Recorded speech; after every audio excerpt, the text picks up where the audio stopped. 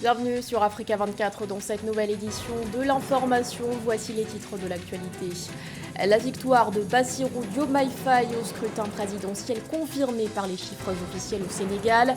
Le candidat du PASTEF dissous a obtenu 54,28% des suffrages selon la Commission nationale de recensement des votes.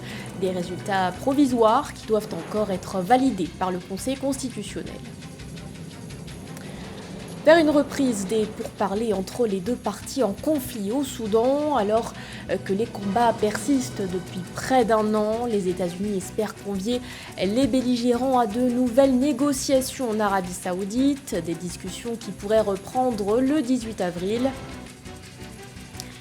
Et puis une bouffée d'oxygène pour la Zambie. Le pays est parvenu à trouver un accord avec ses créanciers pour restructurer sa dette. Un plan de restructuration de plus de 3 milliards de dollars de dette a été convenu. Mais tout d'abord, la colère gronde au sein de l'opposition togolaise après l'adoption de la nouvelle constitution. Plusieurs partis se sont rassemblés ce mercredi dans le cadre d'une conférence de presse.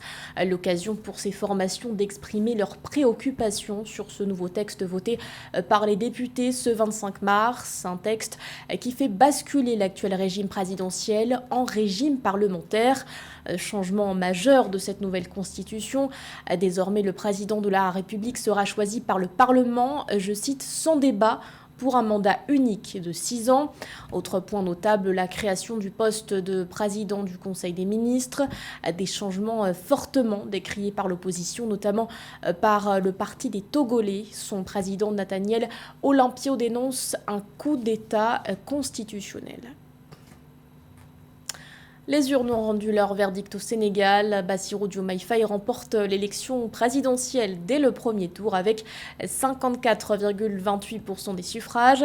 Des résultats encore provisoires dévoilés ce mercredi par la Commission nationale de recensement des votes. Le bras droit d'Ousmane Sonko devance de loin le candidat du pouvoir Amadou Ba qui récolte 35,79% des voix, Fatma Niang. Au Sénégal, sur 4 519 253 votants, 4 485 165 suffrages ont été valablement exprimés lors du scrutin du 24 mars 2024, soit un taux de participation de 61,30% selon les résultats provisoires proclamés par la Commission nationale de recensement des votes le mercredi 27 mars 2024 à Dakar. Ces résultats confirment les tendances qui se sont dégagées au soir du scrutin. Amadou Ba, 1 605 086 voix, soit 35,79% des suffrages exprimés. Bassirou Diomaye Diakhar Faye, 2 434 751 voix, soit 50,28%. Diomaye Faye, je précise que c'est 54,28%. Au regard de ces résultats, seulement 4 candidats ont eu plus d'1% des suffrages, à savoir Bassirou Diomaye Diakhar Faye, Amadou Ba, Aliou Mamadou Dia et Khalifa Ababacar Sall. Tous les 15 autres ont eu moins d'1% en commençant par Idrissa Seck avec 0,90%. Un écart énorme entre les autres candidats et Bassirou Diomaye Faye. Ils ont donné cette responsabilité-là à un plus jeune, non seulement jeune par l'âge, mais jeune aussi par l'expérience politique. À nouveau, je crois que ça, c'est une volonté des Sénégalais de dire aux hommes politiques, nous avons envie que vous fassiez la politique autrement. Il y a des gens qui nous font miroiter la possibilité de faire la politique autrement. On leur donne leur chance. Mais là aussi, c'est véritablement une mission extrêmement lourde pour Bassirou Diomaye Faye et ses coéquipiers. Il va falloir vraiment qu'ils ferraille dur pour parvenir à des résultats le plus rapidement possible, au grand bonheur des Sénégalais. Dans un climat d'inclusivité, aucune réserve ou objection n'a été relevée de la part des membres, parmi lesquels les représentants des candidats, sur les données retenues au cours des travaux de la Commission nationale de recensement des votes, selon Amady Diouf, président de la dite commission. Toutefois, le Conseil constitutionnel invite les candidats désirant déposer une requête aux fins de contestation des opérations électorales de la faire parvenir à son greffe au plus tard le jeudi 28 mars 2024 à minuit. L'actualité nous emmène également au Tchad, où 10 candidats haussent le ton après le rejet de leur dossier à la présidentielle du 6 mai prochain. Le Conseil constitutionnel, rappelons-le, avait rejeté leur candidature le 24 mars dernier, des candidatures jugées par l'institution non conformes et irrecevables. Mais pour les candidats recalés, les raisons évoquées par le Conseil constitutionnel sont fallacieuses. Face à la presse ce 27 mars, ils ont réclamé une reprise du processus électoral pour garantir un minimum de crédibilité. Parmi les dossiers rejetés, celui de Nassour Ibrahim Negui Koursami. L'opposant se présentait sous la bannière du groupe de concertation des acteurs politiques. Alors que la guerre perdure au Soudan, les négociations pourraient reprendre entre les deux parties en conflit. Une initiative des États-Unis qui espère réunir les belligérants autour de la table des discussions dès le mois d'avril en Arabie Saoudite. À Jeddah, des pourparlers avaient été menés à plusieurs reprises, mais ils n'ont jamais permis de faire taire définitivement les armes. Philoméntine. Sous l'égide des États-Unis et de l'Arabie saoudite, des pourparlers de paix avec les parties belligérantes visant à réduire le conflit au Soudan seront lancés le 18 avril 2024. Cette initiative internationale vise à mettre fin aux hostilités et à ouvrir la voie à une résolution pacifique et durable du conflit. Un conflit qui a mis près de 25 millions de personnes en besoin humanitaire et entraîné le déplacement de quelques 8 millions de personnes selon les Nations Unies. L'importance de la diplomatie internationale dans la résolution de la crise au Soudan est à plusieurs dimensions. Parce que d'un côté, on a Moscou et Kiev qui sont parties prenantes du conflit, ainsi que l'Égypte aussi, qui considère que le Soudan est une partie intégrante de son pays. Et de l'autre côté, il y a les Américains, les Saoudiens, qui veulent aller au règlement du conflit parce qu'il y a l'intérêt du contrôle du Golfe Persique et il y a l'intérêt aussi pour l'Arabie Saoudite d'acheter l'or soudanais. Selon les observateurs, il est impératif que la communauté internationale redouble d'efforts pour soutenir les initiatives de paix au Soudan et aider à mettre un terme à cette crise dévastatrice. Ceci alors qu'un responsable de l'armée soudanaise a exclu l'idée d'une trêve si les forces de soutien rapide ne quittent pas les sites civils et publics au Soudan. Est-ce que chaque préoccupation, selon les intérêts des uns et des autres, seront prises en compte et satisfaites? Sans ça, il n'y aura pas de trêve au Soudan. Pour rappel, le 15 avril 2023, les deux généraux Abdel Fattah al-Burhan et Mohamed Hamdan Daglo, qui s'étaient alliés pour prendre le pouvoir en 2019 au Soudan, ont amorcé un cycle de violence entre leurs forces respectives lorsque l'intégration des paramilitaires du général Daglo aux troupes de l'armée du général Burhan avait été refusée par Abdel Fattah al-Burhan. Dans le reste de l'actualité, le Mali semble s'enfoncer dans la crise politique. La période de transition s'est officiellement achevée ce 26 mars, mais sans retour des civils au pouvoir ni départ des militaires.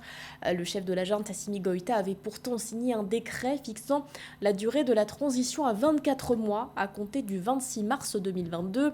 En février dernier, le pays était censé tenir son élection présidentielle, mais la junte avait annoncé en septembre 2023 son report sans proposer de nouveau calendrier électoral. Des engagements non respectés donc et qui ne laissent pas les partis politiques indifférents.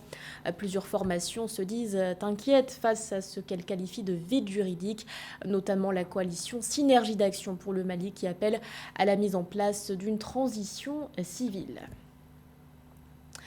En Afrique du Sud, le Congrès national africain n'a pas obtenu gain de cause auprès de la justice. Le parti au pouvoir avait saisi le tribunal électoral de Johannesburg au sujet de l'enregistrement du parti MK en vue des prochaines élections nationales.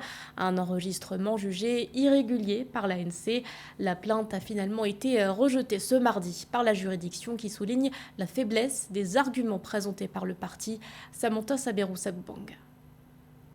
Le tribunal électoral en Afrique du Sud a autorisé mardi 26 mars 2024 le parti Umkhonto we Sizwe MK de l'ancien président Jacob Zuma de participer aux élections générales prévues le 29 mai 2024. Le Congrès national africain ANC au pouvoir conteste l'enregistrement du nouveau parti en tant qu'organisation politique. La décision du tribunal électoral vient remettre en selle le président Jacob Zuma.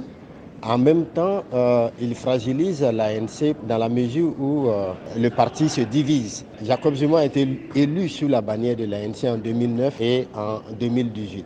Le Congrès national africain au pouvoir reproche au parti de Jacob Zuma d'avoir un nom et un symbole similaires à ceux de la branche militaire aujourd'hui dissoute de l'ANC, que cela pourrait tromper ou confondre les électeurs. Le tribunal électoral, qui avait été saisi par l'ANC au pouvoir depuis 1994, a affirmé sa décision en première instance qu'il n'y avait rien d'illégal dans l'enregistrement du parti MK par la commission électorale. Maintenant, il s'agit de savoir quelle sera la force de frappe du nouveau parti face à l'ANC qui, depuis la nuit des temps, a toujours été une force politique majeure en Afrique du Sud.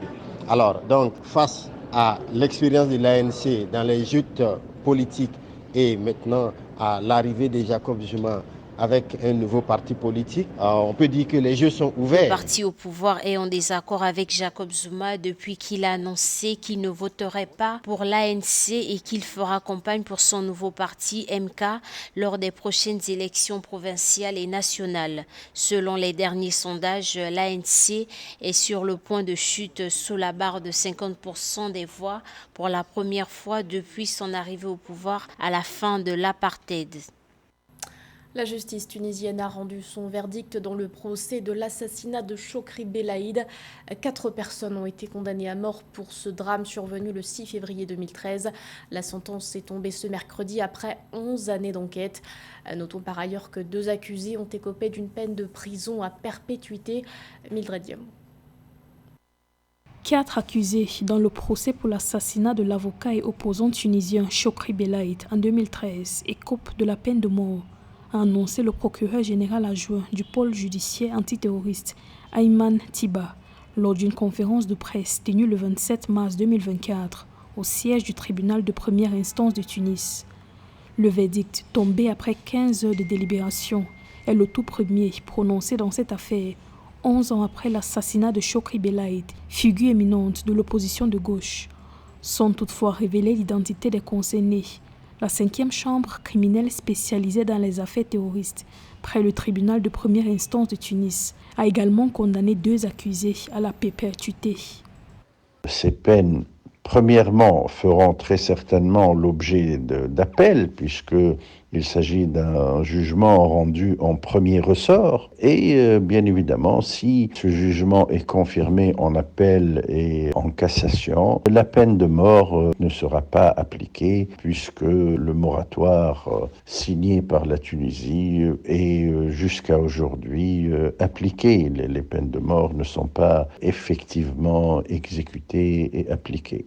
23 inculpés, dont 14 placés en détention et 9 autres en état de liberté, avaient été condamnés à des peines allant de 2 à 120 ans d'emprisonnement, tandis que 5 personnes ont été acquittées dans l'affaire de l'assassinat de Chokri Belaïd. Le meurtre par balle devant son domicile de l'ancien secrétaire général du Parti des Patriotes démocrates unifiés, allié au Front populaire le 6 février 2013, avait provoqué une crise politique en Tunisie, entraînant la dissolution du gouvernement de l'ex-premier ministre Hamadi Jebali. La justice n'a édicté que des jugements qui concernent donc, entre guillemets, les simples exécutants de l'assassinat. Il y a d'autres affaires qui sont encore pendantes, qui n'ont pas encore été jugées, qui font l'objet d'une instruction poussée et qui vont très certainement révéler d'autres aspects sombres de cette affaire. En Tunisie, un moratoire est appliqué sur les condamnations à la peine capitale depuis 1991. Pour le mouvement Nada, le verdict prononcé dans l'affaire Chokri Belaïd est une preuve de son innocence. Dans une déclaration publiée le 27 mars, le parti d'opposition a appelé à la réconciliation et a rejeté la discorde, l'exclusion et la haine. Une page d'histoire a été écrite, ce sont les mots du président zambien Hakainde Hichilema qui salue l'accord trouvé entre son pays et ses créanciers privés. Un accord de restructuration de plus de 3,5 milliards de dollars de dettes a en effet été conclu.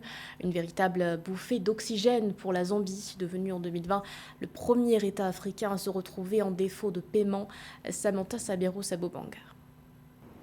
La Zambie parvient à un accord historique avec ses créanciers privés. Ces créanciers ont accepté de restructurer 3,5 milliards de dollars de dettes zambiennes. L'annonce a été faite le lundi 25 mars 2024 par le président Hakainde Hichilema. Cet accord, selon le président Hichilema, a libéré des ressources qui étaient auparavant allouées au remboursement de la dette, permettant à la Zambie de canaliser des fonds vers les besoins économiques essentiels de développement.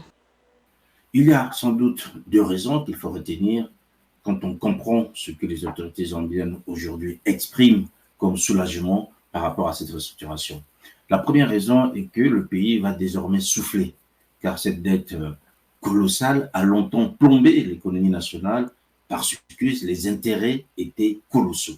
Le président Hichilema avait déclaré en décembre 2023 qu'environ 98% des créanciers officiels de la Zambie avaient signé un protocole d'accord pour restructurer la dette du pays d'Afrique australe estimée à 32,8 milliards de dollars fin 2022, dont 18,6 milliards auprès de créanciers étrangers comme la Chine, son principal prêteur. La deuxième raison, c'est qu'aujourd'hui, avec cette restructuration, le pays va retrouver en fait les possibilités, un nouveau souffle et des marges afin de pouvoir non seulement investir dans les politiques sociales, mais aussi dans les infrastructures. Mais il faut tout de même garder un peu de lucidité parce que face à l'euphorie des autorités zambiennes, il faut mettre en face la réalité de la dette. C'est une dette colossale aujourd'hui qui est évaluée quasiment à plus de 32 milliards de dollars. Donc, si on restructure 3,2 milliards, vous comprenez que le gap est encore très important. Il y a encore une somme très importante à rembourser. L'accord de restructuration de la dette représente un pas en avant important pour la Zambie, favorisant l'optimisme quant à un avenir économique meilleur, alors que le pays poursuit son chemin vers la stabilité et la prospérité. L'agence de notation de crédit Moody's prédit que l'accord renforcera les perspectives de croissance de la Zambie en produisant une dynamique économique positive. C'était le journal de la rédaction. Merci de votre fidélité. L'actualité continue sur Africa 24.